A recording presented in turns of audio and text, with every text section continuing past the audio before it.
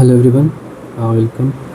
मेरा नाम डॉक्टर आसिफ इकबाल है। मैं पेट और लिवर से जुड़ी बीमारियों का डॉक्टर हूं और आज मैं आप सबको गैस और ब्लोटिंग इसे कैसे कम किया जाए इसके बारे में बताऊंगा, जो कि एक बहुत ही कॉमन प्रॉब्लम है और हमारे बहुत सारे मरीज़ इससे काफ़ी परेशान रहते हैं। मैं आप सबको बताऊंगा कि कैसे बिना दवाइयों के, बिना साइड इफ़ेक्ट्स के नेचुरल तरीके से आप अपने गैस और ब्लोटिंग की परेशानी को कम कर सकते हैं या दूर कर सकते हैं, क्योंकि ये बहुत ही इम्पॉर्टेंट टॉपिक है और ये आपको आसानी से समझ में आ जाए। और उससे ज़्यादा ज़रूरी है कि आप जो बताई गई चीज़ें हैं उस पर अमल कर सकें। मैंने इस वीडियो को 2 सेगमेंट में डिवाइड किया है। तो पहले सेगमेंट में मैं बात करूँगा कि आप क्या ऐसा करें और क्या ना करें जिससे गैस और ब्लोटिंग की परेशानी कम हो जाए, और दूसरे सेगमेंट में जो कि बहुत इम्पॉर्टेंट है वो मैं बात करूँगा कि आप खाने में ऐसा क्या खाएं और क्या ना खाएं जिससे आपकी गैस और ब्लोटिंग की परेशानी कम हो पाए। तो पहले सेगमेंट की बात करते हैं कि हम अपनी लाइफस्टाइल में ऐसा क्या करें क्या ना करें कि हमें गैस और ब्लोटिंग की परेशानी कम हो। तो जो सबसे इम्पॉर्टेंट चीज़ आती है उसे मैं कहता हूँ माइंडफुल ईटिंग। तो माइंडफुल ईटिंग है क्या एग्जैक्टली? माइंडफुल ईटिंग का मतलब है कि जब आप खाना खा रहे हैं तो आपका सारा ध्यान, आपका सारा फोकस सिर्फ़ और सिर्फ खाने पे होना चाहिए। उस वक्त किसी भी तरह का कोई डिस्ट्रैक्शन नहीं होना चाहिए। कोशिश करें कि आप जब खाना खा रहे हों तो आप मोबाइल फ़ोन पे स्क्रॉलिंग ना कर रहे हों या मोबाइल फ़ोन पे वीडियो ना देख रहे हों या टीवी देखते हुए खाना ना खाएं। मेन पर्पस है कि आपका सारा फोकस सिर्फ़ और सिर्फ खाने पे रहना चाहिए। आपके जहन में ये बात रहनी चाहिए कि जो आप खाना खाने जा रहे हैं ये एक बहुत ही इम्पॉर्टेंट प्रोसेस है। आगे आपका हेल्थ कैसा रहेगा, आपकी पेट की परेशानियां कैसी रहेंगी, वो इस पे डिपेंड करता है। तो इसी टेक्निक को हम लोग माइंडफुल ईटिंग कहते हैं। अब हम माइंडफुल ईटिंग करें कैसे? तो बहुत सिंपल है। सबसे पहले जिस पे भी आपका अक़ीदा हो, जिस पे भी आपकी आस्था हो, अपने दिल में उनका शुक्रिया अदा करें। साथ ही साथ उनका शुक्रिया अदा करें जिसकी वजह से आपका खाना आपके प्लेट तक पहुंचा है। जैसे किसान हैं या जिन्होंने मेहनत से आपके लिए खाना बनाया हो, चाहे आपकी वो माँ हों, आपकी वाइफ हों, आपकी बहन हों, आपकी बेटी हों, उनका भी अपने दिल में शुक्रिया अदा करें, क्योंकि उनकी वजह से ही, उनकी मेहनत से ही ये खाना आपके पास तक पहुंच पाया है। उसके बाद हम इस टेक्निक में ये करते हैं कि हम कुछ वक्त देते हैं जो खाना आपके पास आया है उसको अप्रिशिएट करने का। आप उसके खाने के रंग को देखें, उस पर गौर करें। अगर आप महसूस कर सकते हैं तो खाने के स्मेल को महसूस करें, उसे अप्रिशिएट करें। इसके बाद आता है कि आप जो खाना खा रहे हैं उसका एक छोटा बाइट, एक छोटा निवाला लें, उसे अपने मुंह में रखें और उसे धीरे धीरे चबाना शुरू करें। यहाँ पे एक अलग से एक इम्पॉर्टेंट टेक्निक आती है कि अगर आप कर सकते हैं तो आप अपनी आंखें बंद करके जो भी खाना आपके मुंह में गया है, जो निवाला आपके मुंह में गया है, उसके टेक्सचर को अप्रिशिएट करें, उसके टेस्ट को, उसके जायके को महसूस करें। अपने जहन में उस चीज़ को अच्छी तरह से जिसको बोलते हैं पेवस्त हो जाने दें। उसके बाद धीरे धीरे खाने को चबाएं। उसके बाद आता है खाने को स्वैलो करने का प्रोसेस, यानी खाने को निगलने का प्रोसेस। अब आप जब खाना वो निगल रहे हैं तो आप अपने जहन में ये ख्याल रखें कि ये जो खाना है, ये जो हेल्दी खाना है जिसे आप खा रहे हैं, ये आपको न्यूट्रिशन प्रोवाइड करेगा, आपकी बॉडी को मजबूत करेगा, आपकी बॉडी को इम्यूनिटी प्रोवाइड करेगा, आपकी बॉडी को बीमारियों से लड़ने की जिसको बोलते हैं ताकत है वो प्रोवाइड करेगा। और साथ ही साथ अपने जहन में ये भी ख्याल रखें कि ये खाना आपकी बॉडी को एक पॉजिटिव एनर्जी देगा। ये सारी चीज़ें सुनने में बहुत सिंपल हैं, बट इसका एक बहुत ही साइंटिफिक बेसिस है। ये सारी चीज़ें जो भी पेशेंट हमारे फॉलो करते हैं उन्हें इससे काफ़ी फ़ायदा मिलता है। तो चूँकि ये माइंडफुल ईटिंग थोड़ा सा बड़ा टॉपिक है तो हम किसी नेक्स्ट वीडियो में इसके बारे में डिटेल में डिस्कस करेंगे। माइंडफुल ईटिंग के बाद दूसरा जो इम्पॉर्टेंट स्टेप आता है कि जो भी आप खाना खा रहे हैं उसे अच्छी तरह से चबा चबा कर और स्लोली खाएं। अगर साइंटिफिकली देखा जाए तो खाना कितनी देर चबाना चाहिए, साइंस के हिसाब से एक लुक़मे को या एक बाइट को कम से कम 25 से 30 बार तक चबाना चाहिए। जितनी बार आप चबाएं उतना बेटर रहेगा। अब आता है ड्यूरेशन, कितनी देर तक खाना चबाना चाहिए। तो अगेन साइंस के हिसाब से कम एक बाइट को, एक लुक़मे को 15 से 25 सेकंड तक चबाना चाहिए। अब इसका फ़ायदा क्या होगा? इसके बहुत सारे फ़ायदे होंगे। पहले तो ये जो भी आप खाना खा रहे हैं वो छोटे छोटे सेगमेंट में टूट जाएगा, और साथ ही हमारे मुंह में एक बहुत ही इम्पॉर्टेंट डाइजेस्टिव एंजाइम रहता है जिसे हम लोग एमाइलेज कहते हैं। ये आपके खाने पे एक्ट करेगा, उसे एक वक्त मिल पाएगा कि वो आपके खाने को इनिशियली डाइजेशन प्रोवाइड कर सके, और ऑब्वियसली इससे आपका खाना ज़्यादा अच्छे से ज़्यादा जल्दी डाइजेस्ट होगा और आपको गैस और ब्लोटिंग की परेशानी कम होगी। थर्ड चीज़ हम जो आते हैं वो होती है ओवर ईटिंग से आपको बचना है। जापान में एक कंसेप्ट है जिसे हम लोग हारा हाची बू कहते हैं। इस कंसेप्ट के हिसाब से जितनी आपको भूख लग रही है आपको उसका 80% ही अंदाज़न खाना है।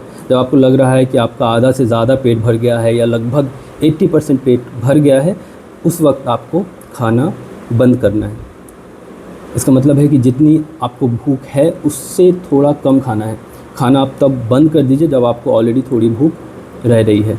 इस ओवर ईटिंग से बचने के भी बहुत सारे फ़ायदे होते हैं। गैस और ब्लोटिंग के अलावा आपको रिफ्लक्स सिम्टम्स है उसमें फ़ायदा होता है, आपका वेट ज़्यादा नहीं बढ़ता है। तो हमें ओवर ईटिंग से बचना चाहिए।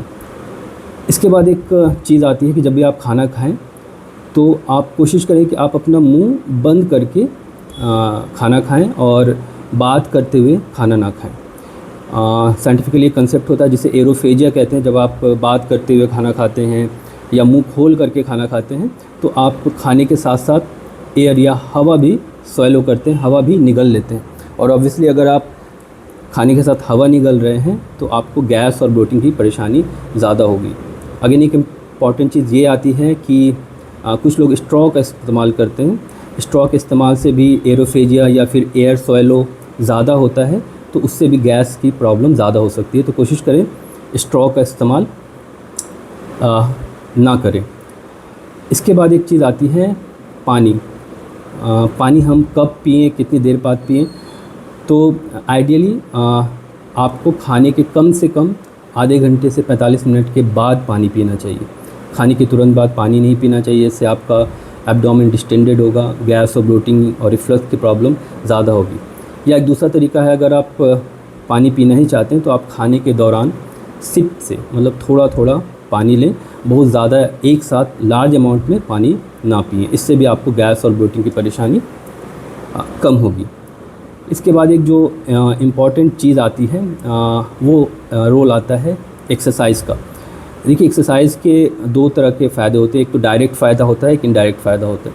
डायरेक्ट फ़ायदा ये होता है कि जब आप एक्सरसाइज करते हैं तो आपके पेट की, इंटेस्टाइन की मोटिलिटी बढ़ जाती है और आपका खाना स्टमक से धीरे धीरे या जल्दी से आगे बढ़ने लगता है। उससे भी खाने को डाइजेशन में आसानी मिलती है। इनडायरेक्ट फ़ायदा ये होता है कि आप जब रेगुलरली एक्सरसाइज करते हैं आपका एक आइडियल वेट मेंटेन रहता है, आपको ओबेसिटी की प्रॉब्लम नहीं होती है और फैटी लिवर जैसी परेशानियां हैं उनसे भी आप बचे रहते हैं। तो ये डायरेक्ट और इनडायरेक्ट फ़ायदा होता है। अब आता है एक्सरसाइज। जो गैस और ब्लोटिंग के कंसेप्ट में अगर आप बात करें तो दो तरह की एक्सरसाइज होती हैं।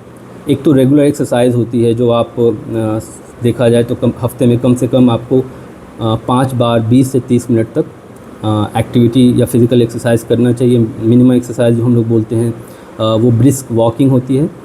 ब्रिस्क वॉकिंग का मतलब है 1 मिनट में अगर आप 100 स्टेप्स चल रहे हैं तो हम लोग उसको एक एक्सरसाइज मानते हैं। सिर्फ वॉकिंग को एक्सरसाइज कहना अच्छा नहीं रहेगा। तो ये की एक्सरसाइज होती है। उसके अलावा आप जॉगिंग कर सकते हैं, रनिंग कर सकते हैं, साइकिलिंग कर सकते हैं, रस्सी कूद सकते हैं। ये एक्सरसाइज आती है जो आपको रेगुलर करते रहना। एक एक्सरसाइज या आप उसे कह सकते हैं फिज़िकल एक्टिविटी होती है जो आप खाने के बाद करते हैं। खाने के तुरंत बाद आपको ऑब्वियसली हैवी एक्सरसाइज नहीं करना चाहिए। तो ऐसी रिकमेंडेशन है कि खाने के बाद अगर आप 15 से 20 मिनट बाद थोड़ा टहल लेते हैं तो उससे अगेन आपके पेट की इंटेस्टाइन की मोटिलिटी बढ़ती है और खाना अच्छे से डाइजेस्ट होता है। एक्सरसाइज के साथ योगा का भी काफ़ी इम्पॉर्टेंट रोल है। ऐसा देखा गया है कि कुछ योगा के आसन हैं जिनसे भी गैस और ब्लोटिंग की परेशानी कम हो जाती है। एक आसन जिसे हम लोग पवन मुक्त आसन कहते हैं, उससे भी गैस और ब्लोटिंग की परेशानी कम होती है।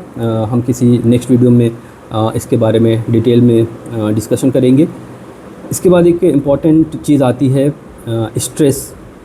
आप सबको पता है एक कंसेप्ट होता है जिसे हम ब्रेन गट एक्सिस कहते हैं। हमारा जो माइंड है और हमारा पेट है उसका एक डायरेक्ट कनेक्शन रहता है। जब भी आप स्ट्रेस लेते हैं, अधिक चिंता करते हैं, एंजाइटी में रहते हैं, तो उस समय भी आपको गैस और ब्लोटिंग ज़्यादा महसूस हो सकती है।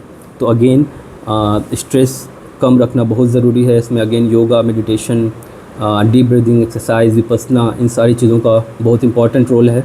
प्रॉपर नींद लेना, कम से कम 7 से 8 घंटे की नींद लेना, ये भी काफ़ी ज़रूरी है। इससे भी हमारे बहुत सारे पेशेंट को, खास करके वैसे जो इरिटेबल बाउल सिंड्रोम से जूझ रहे हैं, उनको काफ़ी फ़ायदा मिलता है।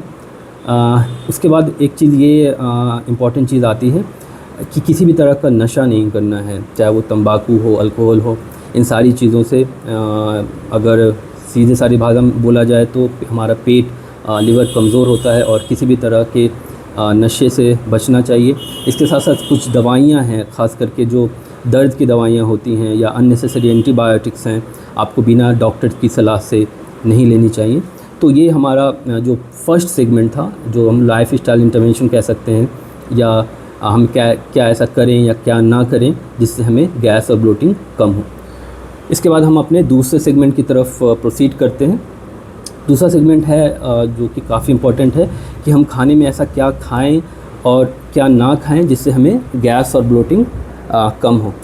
तो एक इम्पॉर्टेंट चीज़ होती है जो मैं अपने मरीज़ों को सलाह देता हूँ, वो हम बोलते हैं उससे फूड डायरी मेंटेन करना। फूड डायरी कैसे आप मेंटेन करें? आप एक सिंपल सा कोई भी सिंपल सी कॉपी रख सकते हैं, कोई नोटबुक रख सकते हैं, और कोशिश करें कि जब भी आप कोई मील ले रहे हैं उसके बाद आधे घंटे या 1 घंटे के बाद आपको क्या सिम्टम आ रहे हैं, क्या परेशानियाँ आ रही हैं, उसे नोट करें। जैसे आप अगर किसी पर्टिकुलर खाने के बाद आपको गैस या ब्लोटिंग या पेट में दर्द हो रहा है या आपको वॉशरूम जाना पड़ रहा है, तो आप उसे नोट करें। एक चीज़ ये नोट करनी है। दूसरी चीज़ आपको ना उसकी एक स्कोरिंग देनी है। जैसे हम लोग पेशेंट को बताते हैं, आप 1 to 5 स्कोर दें। अगर आपको किसी पर्टिकुलर खाने के बाद गैस बहुत ज़्यादा बन रही है तो आप उसे 4 या 5 की स्कोरिंग दे सकते हैं। और आपको लग रहा है कि किसी खाने के बाद आपको गैस की परेशानी कम हो रही है तो उसे आप 0 या 1 की ग्रेडिंग भी दे सकते हैं। इस फूड डायरी को आपको मेंटेन करते रहना है, और आप चाहें तो वीकली इसे खुद से भी मॉनिटर कर सकते हैं। उससे आपको बहुत सारी चीज़ें पता चलेंगी। उससे आपको कुछ ट्रिगर्स आइडेंटिफाई होंगे कि किसी पर्टिकुलर खाने से आपको क्या प्रॉब्लम हो रही है, या आप जब भी अपने गैस्ट्रोएंटरोलॉजिस्ट के साथ डिस्कस कर रहे हैं तो ये फूड डायरी आपके डॉक्टर को काफ़ी हेल्प करेगी आपकी मदद करने में, आपके लिए एक सूटेबल डाइट प्लान प्रोवाइड करने में। तो फूड डायरी आप ज़रूर से मेंटेन करें। अब हम आते हैं कि खाने में कौन कौन सी ऐसी चीज़ें हैं जिसे लेने से गैस और ब्लोटिंग ज़्यादा बन जाती है। तो इसमें हम अलग अलग ग्रुप की बात करेंगे। तो पहला ग्रुप आता है डेयरी प्रोडक्ट्स का। तो वैसे डेयरी प्रोडक्ट्स कौन से हैं जिससे गैस और ब्लोटिंग ज़्यादा होती है? सिंपल, अगर आप दूध ले रहे हैं या दूध से बनी चीज़ें ले रहे हैं, जैसे छेना है, पनीर है, चीज़ है, तो कुछ लोगों में लैक्टोज इंटॉलरेंस होता है और कुछ लोगों को गैस और ब्लोटिंग की परेशानी ज़्यादा होती है। जिन लोगों को ऐसा लग रहा है उनको दूध और दूध से बनी हुई चीज़ों को अवॉइड करना चाहिए।